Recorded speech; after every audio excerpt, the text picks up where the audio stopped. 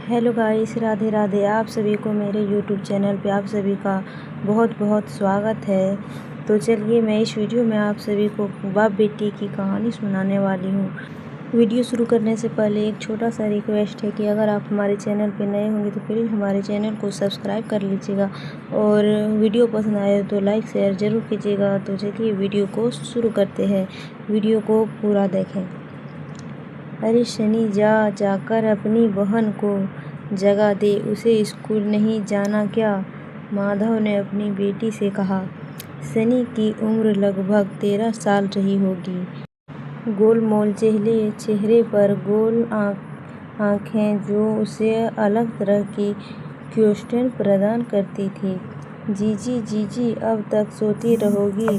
बापू ने तुम्हें जगाने के लिए भेजा है, सनी ने रेशमी के हाथ को झंझोलते हुए कहा। थोड़ी देर और सोने दे।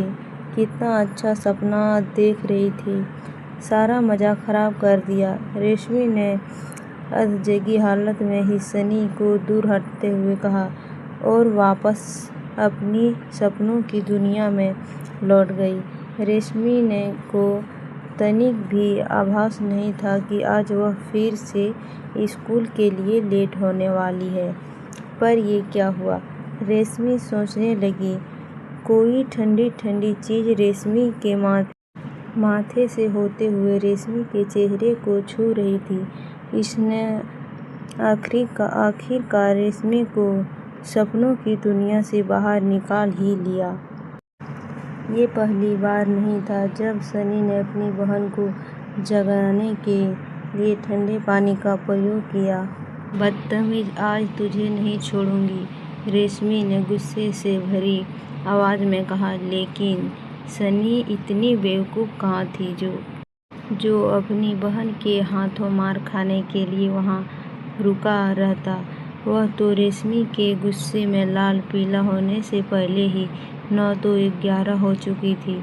आज फिर रेशमी अपने गुस्से से सनी पर निकालने में कामयाब नहीं हो सकी। तभी रेशमी का ध्यान सिर पर आ चुके सूर्य देवता पर गया।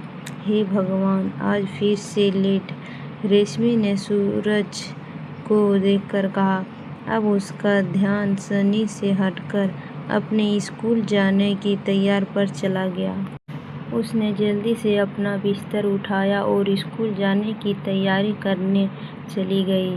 कुछ समय बाद जिस स्कूल में रेशमी पढ़ती थी वह पास के ही दूसरे गांव में था। गांव के ज़्यादातर बच्चे इसी स्कूल में पढ़ने जाते थे। कुछ पैदल तो कुछ बच्चे स्कूल जाने के लिए साइकिल का प्रयोग करते थे। रेशमी भी अपनी सहेलियों के साथ साइकिल से ही स्कूल जाती थी। अभी रेशमी स्कूल के लिए तैयार होकर खाना बना रही थी कि तभी रेशमी की सहेली सुषमा रेशमी को बुलाने के लिए आ गई। सुषमा हर रोज़ रेशमी को बुलाने अपने निश्चित समय पर उपस्थित हो जाती थी। बस कुछ देर यूँ यहाँ बैठ, बस खाना बन ही चुका है, रेशमी ने सुषमा से कहा। सुषमा पास में ही पड़ी चारपाई पर बैठ गई। क्या हुआ, आज इतना लेट कैसे हो गई? क्या आज फिर से दिन की तरह सपनों के समंदर में गोते लगा रही थी? सुषमा ने रेशमी से व्यंग्य लहजे में पूछा। अब क्या करूं, अब क्या बताऊं? सुबह के समय इतनी अच्छी नींद आती है कि आंखें खुलती ही नहीं, रेशमी ने जवाब दिया। कुछ समय बाद जब रेशमी अपनी सहेलियों के साथ स्कूल में पहुंची तो सुबह की प्रार्थना खत्म हो चुकी थी और स्कूल के प्रिंसिपल रामशरण मिश्रा सभी विद्यार्थियों को संबोधित कर रहे थे। आज लखनऊ में से हमारे स्कूल में कुछ लोग आए हैं जो खेलों से संबंधित प्राइज़ का आयोजन करेंगे। जिस किसी को भी खेलों में भाग लेना है वो अपना नाम अपने क्लास टीचर के पास लिखवा दे।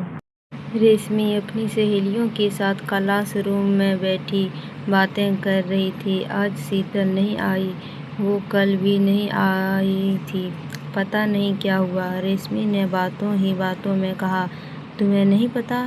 गीता ने चौंकते हुए कहा। क्या नहीं पता? वो शीतल के घरवालों ने उसका स्कूल छुड़वा दिया, अब वो स्कूल नहीं आएगी, गीता ने बताया। गीता शीतल के ही गांव की थी और उसकी पड़ोसी भी थी। ये आम बात थी। हर महीने 1 या 2 लड़कियों का स्कूल आना जाना घरवालों के दबाव में बंद हो ही जाता। अभी रेशमी बातों में व्यस्त ही थी कि तभी शुक्ला जी ने क्लास में प्रवेश किया।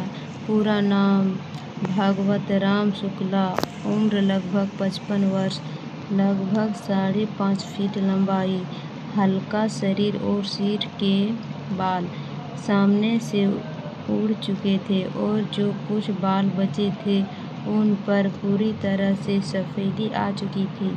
शुक्ला जी ढीली ढीली शर्ट और पैंट पहनते थे, कलाई पर वाइट कलर स्टील की घड़ी और माथे पर हमेशा चंदन का तिलक। शुक्ला जी मन और कर्म दोनों से पूर्ण रूप से भगत आदमी थे। शुक्ला जी को देखते ही पूरी क्लास में सन्नाटा छा गया। जो यहाँ वहाँ था वहीं का वहीं थम गया। जो खड़े थे वे खड़े ही रहे और जो बैठे हुए थे उन्हें खड़े होकर शुक्ला जी का अभिवादन किया। शुक्ला जी ने सभी को बैठने के लिए कहा और अपना अटेंडेंस रजिस्टर खोला और अभी सभी की हाजिरी दर्ज की। उसके बाद शुक्ला जी ने अपना संबोधन भाषण शुरू किया। देखो, जैसा कि आज हमारे प्रधानाचार्य जी ने बताया था कि बाहर से कुछ सरकारी लोग आए हैं, जिस किसी को भी खेलों में हिस्सा लेना हो वो जल्दी से अपना नाम मेरे पास लिखवा दो। शुक्ला जी की बात खत्म होने पर पूरी क्लास में से 11 लड़कों ने अपना नाम ट्रायल्स के लिए दिया और लड़कियों में से केवल निधि नाम की एकमात्र लड़की ने अपना नाम लिखवाया। स्कूल की छुट्टी होने के बाद ट्रायल शुरू किए गए। स्कूल के सभी बच्चे खेल देखने के लिए ग्राउंड में इकट्ठा होने लगे। रेशमी भी अपनी सहेलियों के साथ ग्राउंड में आ गई। खेलों में ज़्यादातर छात्रों ने एथलेटिक्स में भाग लिया था और अधिकतर दर्शक भी उसे ही देख रहे थे। रेशमी भी अपनी सहेलियों के साथ वहीं पहुंच गई, लेकिन रेशमी को ये बिल्कुल भी पसंद नहीं आई। तभी एकाएक रेशमी की नज़र ग्राउंड के पश्चिम में बैडमिंटन खेल रहे कुछ छात्रों पर गया। अरे देख, वहाँ वो कौन सा अजीब सा खेल चल रहा है, आओ वहाँ चलते हैं, रेशमी ने अपनी सहेलियों से कहा। रेशमी अपनी दोस्तों के साथ बैकग्राउंड कोर्ट में पहुँच गई। उन्होंने अपने जीवन में पहली बार इस खेल को देखा था। रेशमी को तो वह खेल बहुत ज़्यादा ही पसंद आ गया। कोर्ट के दाएं ओर कुर्सियों पर हाथ में कुछ रजिस्टर लिए 2 लोग बैठे हुए थे। दोनों पसीने से तरबतर थे। यहाँ एक भी ढंग का बच्चा नहीं है, मैं तो इन्हें नियम समझाते समझाते थक गया, उनमें से एक ने कहा। इस व्यक्ति की उम्र लगभग 40 वर्ष के आसपास रही होगी। हमें क्या, हमें तो बस ऊपर रिपोर्ट भेजनी है, बाकी सरकार खुद देखेगी, इसके साइड में बैठे उसके साथी ने जवाब दिया। रेशमी इधर से उधर उछलती क्रॉक को बिना पलक झपकते एकटक देखे जा रही थी। यदि क्रॉक बाएं जाती तो रेशमी की गर्दन बाएं ओर घूम जाती और यदि क्रॉक दाएं जाती तो रेशमी की गर्दन दाएं ओर जाती। मुझे यह खेल खेलना है, मेरे साथ सर के पास तक चलो, रेशमी ने सुषमा से कहा। रेशमी ने अपना आक्रामक खेल जारी रखा। अब तक पूरे मैच में 4 बार क्रॉक बदलती जा चुकी थी। तभी रेफरी ने खेल रोकने का आदेश दिया और 5 मिनट के ब्रेक की घोषणा की। रेशमी और विजय दोनों कोर्ट से बाहर आ गए। रेशमी ने सुषमा से इशारा करके पानी मांगा। रेशमी और विजय दोनों पसीने से लथपथ थे। सुषमा ने जल्दी से लाकर रेशमी को पानी के लिए पानी दिया और बैठने के लिए एक कुर्सी भी व्यवस्था की। कुछ समय बाद ब्रेक के बाद रेफरी ने मैच को फिर से शुरू करने के लिए कहा। विजय और रेशमी दोनों अपने रिक्वेस्ट लेकर कोर्ट में आ गए। रेफरी ने नई क्रॉक से खेलना शुरू करने के लिए रेशमी को दी। रेशमी ने क्रॉक ली और फिर से खेल आरंभ किया। खेल को शुरू हुए कुछ ही देर हुई थी, पर विजय इस बार रेशमी पर अपने आक्रामक शॉट की बारिश सी कर रखा था। शायद विजय से ही जल्दी मैच को जीतकर खेल खत्म करने की फिराक में था, परंतु रेशमी उसकी आक्रामकता का जवाब बड़ी ही सहजता और धैर्य के साथ दे रही थी।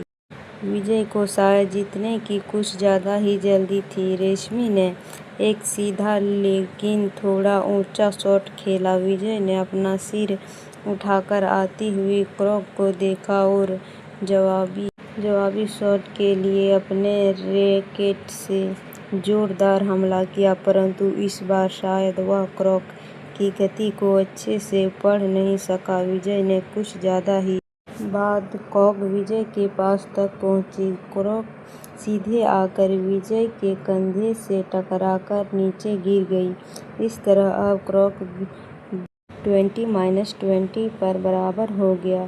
खेल फिर से शुरू हुआ। इस बार विजय ने अपनी गलती से सीखते हुए आक्रामक खेल के बजाय रक्षात्मक खेलना आरंभ किया। खेल को ब्रेक के बाद शुरू हुए लगभग 25 मिनट हो चुकी थी। दोनों विजय और रेशमी जीत से महज एक कदम दूर खड़े थे।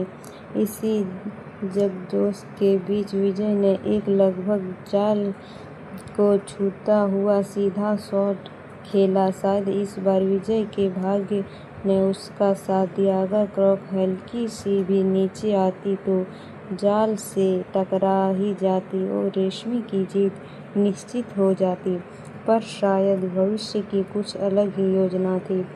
क्रॉक रेशमी के बाएं ओर आ रही थी। रेशमी ने वार करने के लिए रैकेट को दिया ही, लेकिन होता वही जो भाग्य में लिखा होता। पसीने की वजह से रेशमी के हाथ से रैकेट फिसलकर जमीन पर जा गिरा। इसमें रेशमी का कोई दोष नहीं था। रेशमी बस क्रॉक को जमीन पर गिरते हुए देखती रह गई और क्रॉक ने जमीन को स्पर्श कर लिया। मैच जीतते ही विजय ने उछलकर अपनी खुशी जाहिर की। विजय ने मैच जीत लिया और रेशमी के खेल का दुखद अंत हुआ। रेशमी मैच तो न जीत सकी, परंतु उसने वहां मौजूद सभी दर्शकों का दिल जीत लिया। रेशमी की हार में भी उसकी जीत थी।